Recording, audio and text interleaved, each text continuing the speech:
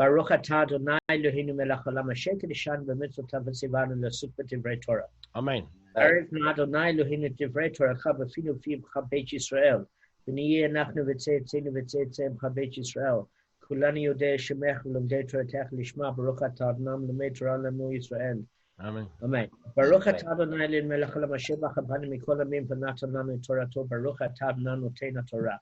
Amen. Amen. Kevin, I can't quite see you there, but I'm assuming that if you have any questions, you can just send it to me on WhatsApp. I don't think he's got audio at the moment, but we're gonna begin. All right, guys. Where we ended off yesterday is we ended off on 11A2, where we at first we thought that there was a case, if you remember, where we weren't sure with Rav Abba, if Shmuel and Rav Abba were saying that as far as a borrower is concerned, we treat them as a thief or a robber in regards to how they pay back the damage. In other words, a normal damager, what happens is if his ox kills the ox of another, he can pay as a deposit the carcass and remunerate the balance, the value between a dead animal and the living animal, and not have to go through the trouble of selling the carcass. With regards to a thief or robber, what actually happens there is they have to go through the issue of selling the carcass and being inconvenienced because they're criminal. In addition to that, Gavin asked a very, very good question in the group in terms of what happens to the penalty payment. Does that get waived or does that not get waived? So I don't know if any of you didn't manage to read Gavin's question and my answer. I also spoke to Rabbi Ran Cohen. Did everybody read it, or you didn't have a chance? If you didn't have a chance, it's absolutely fine. We can repeat it for a second. I read it, but you can always repeat it. Okay, so Gav, your question was what happened to the penalties that were due to a thief. In other words, it seems so that a robber and a thief are given the same status, and that the thief doesn't have to pay penalties, etc. You weren't sure. Do you remember? Correct. Okay. So Rabbi Cohen did send a message, and it was something that I proposed, but he did confirm, is that there are two separate issues. The one is the issue of compensation, and the other one is the penalty amount. Now, just bear in mind that a thief that comes clean, that doesn't have to aggravate the court and go through process where there are witnesses against him and he's taking an oath and he was found to be caught lying, etc., there's no penalty if he comes clean. It's only if he was caught lying and inconveniences the court. With the robber, we learned in Bava Kamma 78a, Rav Schottenstein was mentioning why the case where a robber doesn't accrue any sort of penalty amount, but we're going to get to that. But let's just take what we've learned before. So a thief has to pay what you call a double payment. The first amount is the compensatory amount. If he stole 1,000 rand from you, he has to pay back the 1,000 rand because you need to be compensated for that loss. Then he has to pay a further 1,000 rand to deter him from ever doing it again. Now, whether or not that goes to the based in themselves or goes as compensation to the person he stole from, I'm not 100% sure. We are going to get to those sort of court cases, how the money is allocated for the penalty amount. But up until now, we've just learned that there is a penalty. So in other words, the first 100% is compensation for the amount stolen. And the second is not compensatory by penalty to put the person off doing it again. So what I said to Gavin was as follows.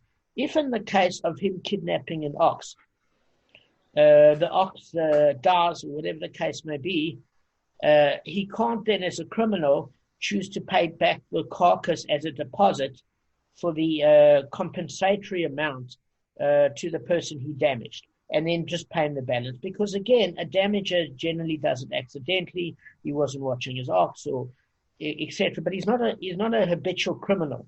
A habitual criminal isn't saved the effort of having to sell the carcass and giving the person exactly their remuneration for what they stole, before we even get to the penalties. Okay. Now, just remember, Gavin, you said the fourth fold for the ox. It's fifth fold for the ox and fourth fold for the sheep. And you were saying, and we discussed the amount that the heaviness of the animal has nothing to do with it. It has to do with the dignity at which it was stolen, etc., etc. Let me just enter Kevin. Kevin knocked out. Okay, he's back in. So as far as that's concerned, the penalty amount still stays. What we were talking about was the compensatory nature. And the reason I proposed to Gavin is as follows, is if you're going to steal an ox and you figure that's all you're going to have to pay back is the compensatory amount, if you kill the ox, but then you have to go through the trouble of selling the carcass and paying the owner in full, there's nothing to lose. If I stole 100 rands worth of 1,000 rands worth of goods, and then those goods ended up getting giving me a certain source of revenue, and I'm paying you back, there's nothing to lose. There's nothing to deter me. So what would happen in that case is nobody's going to pay back a fourfold payment for sheep and a fivefold payment for oxen, etc. If the animal itself, you could get away with slaughtering it and just pay the compensatory amount. Meaning that the animal, you kidnap it, you slaughter it, and they catch you, and you say, I'm terribly sorry. I know I can't pay back the carcass as a deposit and then the balance of the cash. Here's the full value of the ox, and I will be inconvenienced to sell the ox. So, Kevin, I know you don't have sound. Unfortunately, there's nothing we can do at this stage, as long as you can hear us. Can you hear us? Just respond if you can hear us on the WhatsApp. So can't even see a picture of him. Yeah. Okay. So what I was going to say is that everybody would get away with slaughtering the ox, because then all they had to pay is be the inconvenience of selling the carcass. So we clearly learned by logic that's not the case. The minute they took it out the gate, they would kill it. Does that make sense? Because the worst of it is then they're not entitled to pay the 4 or 5-fold penalty. So that can't be the case. So on the compensatory amount, they don't get the kindness of having to give the carcass back as a deposit. So they have to keep the carcass and give the full amount for the primary amount, the compensatory amount. We refer to it as the principal or compensatory amount. And all the penalties due, whether it's 4-fold or 5-fold penalties or another double penalty, meaning the principal amount plus 100%, is paid. That doesn't change. Otherwise, the people would get out of the loophole. Gavin, does that answer your question in full? Yeah, 100%. Fine. So then what we learn in a particular case in the Gemara is that Abba said that Shmuel agrees with me in this. So we don't know if Abba agrees with Shmuel that a borrower is treated as a thief and a robber, in that it's his job or shlep to sell the carcass and pay the person he borrowed from in full, and he be inconvenienced, or is the borrower treated as a damager, where he can give the carcass back as a deposit and make restitution on the balance for the price between the living animal value and the dead animal value. So we don't know at the moment. It seems a little bit unclear. So at first we learned this issue with Rav. So remember, Rav had a certain halachic case where a man borrowed an ox from his friend and he broke the axe negligently. So he came before Rav for a ruling, and Rav said to the borrower, go and compensate the owner for a good axe and keep the pieces for yourself.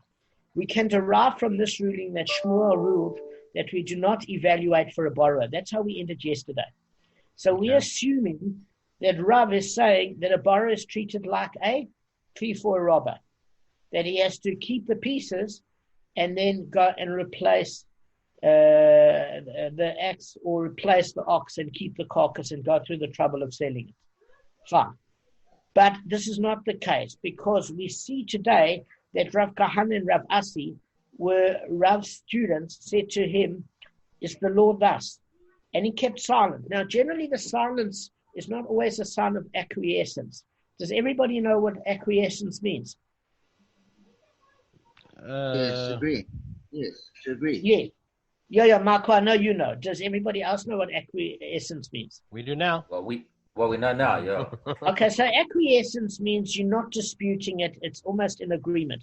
So sometimes somebody keeps quiet because they don't agree, but they don't feel like an argument. And in other times, they don't want to show disrespect to their wrath. Does that make sense?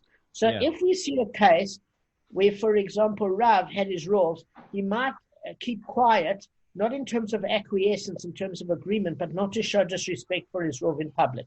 And then privately go and ask him what the story is. So it's not always a sign of agreement or acquiescence. In this case, it is, because Rav Kahan and Rav Asi were students of Rav. It wasn't Rav's teacher. So therefore, Rav could quite happily say to his students, guys, you're not correct. My fellow students, you're not correct in this issue. But he kept quiet, which means he didn't have to give them deference because they were his students, which means by his particular silence in this case, he agreed. So basically we see that, in fact, we evaluate for a borrower, meaning he's treated as a damager. We evaluate the carcass, and that when the borrower pays back the person that lent him that particular tool because he broke it in negligence, the Beis Din assesses what the broken object is, the cost difference between repairing it to its point of restoration or the point of taking the dead value of the animal to the living, of the value difference, and he pays the value add. So the carcass is put as a deposit. So therefore we do evaluate for a borrower. Okay? Okay. So just one particular case. It goes without saying, if the axe that is used is not fixable, it doesn't mean that in that particular case you go with that ruling. In other words, because there's no way to redeem that object that was broken. In the case of an ox, it's quite clear. It has a value, the carcass, for meat, and a value while the animal's alive for plowing as a work, providing milk, etc., etc. So they're two different values. Sometimes an object can be broken to the degree where you have, there's no way to fix it for the sum of money. In other words, not a little bit extra for the borrower. And in that particular case, it goes without saying you have to replace it. This is keep talking about a case where you can pay the balance and fix it. You just got to go to a hardware store, etc. Does that make sense? Yeah. Fine. So it was stated, Ula said in the name of Rav Elazar, we evaluate for a thief and a robber. Okay? We do not evaluate for them, and the halacha is that we do not evaluate for either a thief or a robber, but we do evaluate for a borrower, in accordance with the view of Rav Kahana and Rav Asi. So let's just see what it's saying here. It sounds a bit confusing when a person first reads this in the Gemara. So firstly, there's Rav Papi who says we do not evaluate for them, meaning Rav Papi, not Rav Papa, says that we don't evaluate. When it uses the term for them, it's obviously referring to a thief or a borrower, meaning that they have to go through the trouble of replacing the item, apart from the penalties. This is just the compensatory amount, and he can't sell the carcass and pay the balance. This is Rav Papi. And the halacha goes according to Rav Papi that we do not evaluate for either a thief or a robber. Now, Rav agrees with Rav Papi, by the way. The only question was with regards to a borrower. But even Rav Papi says we do evaluate for a borrower in accordance with the view of Rav Kahana and Rav Asi. So everybody agrees we evaluate for a borrower, and he's treated as though he's a standard damager. Okay? Okay. And it was stated, Ullah said in the name of Rav Elazar, we evaluate for a thief and a borrower. So it seems that there's a dissenting opinion here. What's the dissenting opinion? Ullah said in the name of Rav Elazar, we evaluate for a thief and a borrower. It seems that everybody else says we do not. Does that make sense? Yes. Okay. So guys, we're going to be learning in this following 11th daf 7 particular rulings where Rav Ula learns from Rav Elazar. So we say it goes off tangent.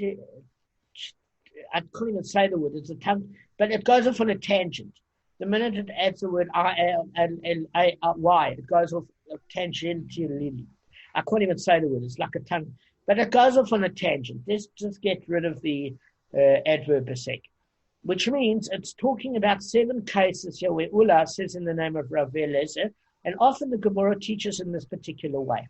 So what does it do? You learn the rulings of the different Rabbanim, and we saw, remember when we learned in Bava Kamma parts of Kedushin, parts of Bava Metzia, parts of Bava Basra, etc. So what happens is when you learn the whole of Shas, a lot of the issues overlap with each other.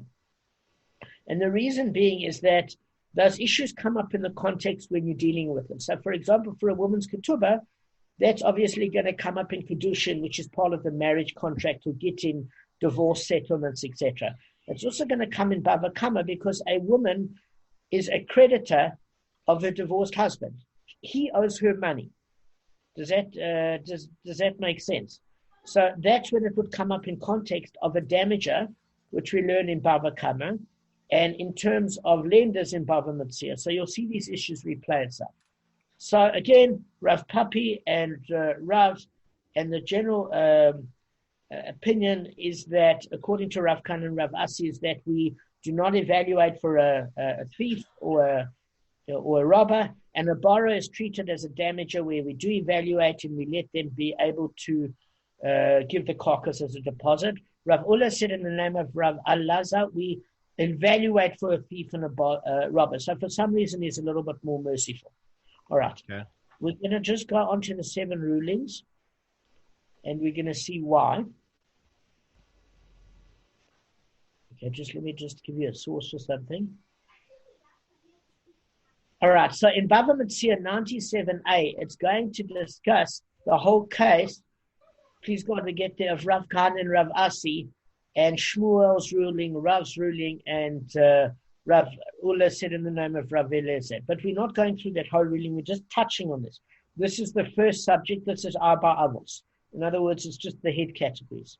All right, so let's rule the second ruling of Rav Ula said in the name of Rav Elazar. Does anybody understand the story when you read it on Shabbos about a woman and a miscarriage and the amniotic sac? Yes, I do. Do you want to? But you understand it? Yeah. You want to volunteer and explain it? Yeah, I can try. Really? I can try. Right, okay. So, from what I understood is that you count the tameh. The one rabbi says, I don't know his name. I'm saying the one rabbi said you count the tameh from the first day. Okay. Okay. Let's say the amniotic sac comes out only partial. Okay. For some reason, it said partial, and it takes 2 days to come out. It says, where do you count from? Do you count from the first day or the second day? The one rabbi says from the first day for 14 days. The other one says from the second day, so it ends up being 15 days. Obviously, for a boy, it's 14 days plus, was it 66, if I'm not mistaken? No, 33 days after. And then the girl was something like it was longer, plus it was doubled for some reason. I have no idea. Okay, so that was the argument. And they got this argument. They said, okay, why is this? Why, did they compare it? They got the source from the cow giving birth. Okay, and they were concerned that when the fetus came out, was there any partial fetus in there or not? They both said there could be partial, therefore, they argued about the first or second day. And secondly, with a kid being stillborn and dead, okay, if he dies within the first 30 days, you do not have to give him over to the Kohen. That's what I remember. And firstly, guys, I wanted to thank Arthur very much. Guys, you can see he's done his homework. I mean, we all, when we first read it, don't understand it 100%. Believe me. I had to read it numerous times to get a chap of this, believe me. So, Arthur, firstly, I think the amount of diligence and work you've done over this, I can see you've gone through the case. Yeah. And, guys, I can tell you from each of you, I can see that from when there was a period where you never prepared. Do you remember the ages of frustration where we had to keep repeating this year? And then it dawned on all of us, maybe if we do the daf the week before, we'll actually know what's going on. So I think you guys have done an amazing job. You've really, really helped the process. By preparing, it all at least sounds familiar to you. And what we do in the share is add the clarity. If you didn't prepare, there wouldn't be a hope in hell of knowing what's going on. I can guarantee you. So Arthur, well done. And it's not just Arthur. Michael, Gavin, Kevin, you've all done an amazing job of actually doing a little bit of prep to have an idea of what's going on. Otherwise, there's no ways the shiur would work. So I want to thank you for that extra level of time. Okay, so it's been very, very helpful. I just want to clear a couple of these things here of what's involved. So there are 3 separate issues. The first issue is that, let me just explain to you what Tameh and Tumah is that one is used as the noun and the adjective, and the other is the verb. Okay? So that what you can call is the one you can spiritually infect something. So if you touch the mace, if you touch the dead body, for example, okay, then you can infect that thing with tumah, which means it's spiritually impure. So that would be used as in a verb sense. You've got the noun set that something is infected with tumah. In that case, that would be a noun. Okay. Or you could say as an adjective, this is an infected utensil. So the difference between tameh and tumah is not plural and singular. They can both be used in a plural and singular sense. It's used to derive either a verb, an adjective, or a noun. That's why the difference. But basically, tumah and tameh is the same thing. It's spiritually impure. So just let's get the vocab right. So that's the first thing. Now, what we're talking about is we're not saying that a woman during her menstrual cycle is impure in the sense that she's dirty at all, or that somebody that suffers a miscarriage is dirty, or that somebody that's touched a dead body is dirty. Let me explain to you what the concept is of tamah and tara.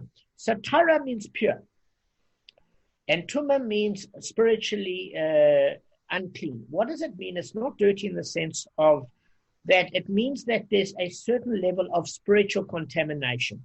So when you touch a dead body, you're spiritually contaminated. So this is the principle. When a person is alive, okay, both Jewish and non-Jewish people have are tara while you're alive. When the Jewish people went into, we learned it in this week's Parsha, went to do battles in the land of Ammon, and there were battles within the land of Eretz Israel. In war, when you're dealing with death, whether it's a Jewish person or not Jewish person, you can get tumah. There are different levels of tumah that occur with Jewish and non-Jewish people. But what happens is people, Jewish and non-Jewish, have got the potential for acts of good deeds. Everybody, Jewish people, non-Jewish people, have got the ability while alive to do mitzvot, in the sense that they can do good and they can contribute to others and they can help others. And it's a wonderful opportunity while alive. When a Jewish and a non-Jewish person dies, the only thing that's left is their body. Their soul goes on to the next world if they've lived a righteous life. But the body, because the body is devoid of the soul, the body has no longer a potential to do acts of kindness, mitzvot, etc., etc. So then the body is left what you call bereft. It's spiritually bereft. It doesn't have the same potential that it had while it's alive. And therefore, compared to the state of elevation that a soul has, and as we said, both Jewish people and non-Jewish people do wonderful work in terms of mitzvahs and helping others. With that potential of helping others, the body is elevated through the soul's ability to help others. The minute the soul leaves to go to the next world, to the heavenly realm, Olam Haba, the body is left unable to use that potential any further. Then the body becomes impure. Okay? The body becomes impure. And then if you touch that body, you pick up that impurity. Now, a woman that's carrying a child, a fetus, has got a higher level of kedusha. Why? Because she can carry life. So she's got the potential to create another child that's got the potential to create more mitzvot. So because she's in an elevated state of purity, when she has given birth or she miscarriages, she goes back to her former self, and compared to the level which she was at, she's now spiritually impure in comparison to the higher level she achieved while pregnant. It's not that she's on a low level impure.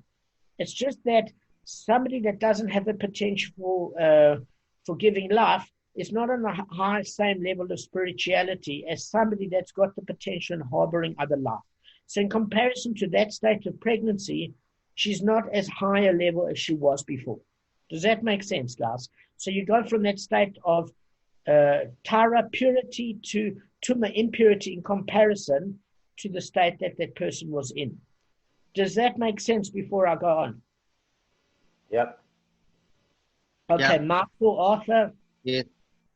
Shane, okay, I know Kevin doesn't have sound. So what happens here is the reason, Arthur, there's not 66 days or 30 days or 14 or 7 exactly in the way that you described it, but you are close. There are 7 days that when a woman gives birth that she's in the state of Tuma if she gave birth to a girl. Why? Because a woman that has a pregnancy of a girl, that girl will grow up to be a woman, and that woman will grow up to hold life of her own and become pregnant, etc. So a woman has got a higher level of purity when in fact she's pregnant with a girl, because that girl herself will grow up and be pregnant. Whereas when a woman has a boy, she only is in the state of Tumah for 7 days, because that boy himself does not have the capacity physiologically to contain life. He can only use his seed to give life to another. Does that make sense? So a woman is on a higher level of elevation than a man, spiritually. So therefore, a woman that's pregnant with a girl is in a higher state of purity while she's pregnant, and therefore it's a longer period of time, which is 14 days that she's Tumah, that goes back to that impure state because she's lost that potential for life because she's given birth now, etc. And with the boy, it's only 7 days. Any questions before we go on about amniotic sac and fluid, etc.? Okay, so James saying, Go. Yeah? so once she's given birth to a girl, she's impure for 14 days, and once she's given birth to a boy, she's impure for 7 days. Yes, that's correct. Okay. That's correct. But Damon, there's another period where the guy can't do anything because she's still in the state of where, because I know there was a certain time period. No, that's Nida. Nida is a different. Nida. That's what I was talking about. Sorry, it was a Nida. Yeah. Okay, so let me explain Nida. Nida is a different case. And Nida is when a woman has her menstrual cycle, and because she never became pregnant with the opportunity to give forth life, that loss of potential renders her in a state of Tumah. Okay. That's why she's Tumah. It's not that she's spiritually impure, but compared to the level that she could have achieved by having pregnancy, that menstrual cycle is the loss compared to that potential life. And it's for that period of time that she's in a state of Tumah, of impurity, and has to wait a certain period of time. And that's discussed in Gemara Nida. That's a separate book all on its own. Does that make sense? In this particular area, when it's talking about the 14 days for a female of giving birth and 7 days for a male, guys, this is in Leviticus chapter 12, verse 1 to 5. And if you want to see where it's done in Nida, it's in 29a. I just thought I'd tell you where it is. Okay, in case you were interested in looking it up. All right. So before we discuss the amniotic sac and what happens with miscarriages, etc., you must just know that it's not a case where a woman becomes impure or dirty, or when somebody touches a dead body that they become dirty. It's not a case of that. It's a case of loss of spiritual potential, and the comparison of that renders a tragedy spiritually. And for both the loss of Jewish life and non-Jewish life, all life has the potential to do good deeds and to elevate and use their life opportunity for good things. So that's why any dead body, whether it's Jewish or non-Jewish, has a state of Tumah in it, which is why if we learned about the Paraduma, Remember that there was the paraduma, when the Jews in the 40 years where they died in the desert, where they dug a pit and they lay in it, and some got up in mourning on Tisha B'Av and some didn't, right? They didn't touch anybody with their corpse. So you couldn't get tumah like that. They got tumah from the battlefield. So which means both Jewish people and non-Jewish people, when there's a loss of life, it's a tragedy. There's tumah because of that loss of potential. That's the paraduma for both parties. It's for both parties. It was in the war of the two kings. We learned it specifically in this week's parsha, these particular rules. I'm going to end off on this note. We'll discuss Ulla's ruling of Rav Elazar with the amniotic sac, what's the issue with the animals, and what's tumah and tara tomorrow. I just wanted to give you a basis in terms of how it works. Okay. I want to thank you guys very, very much.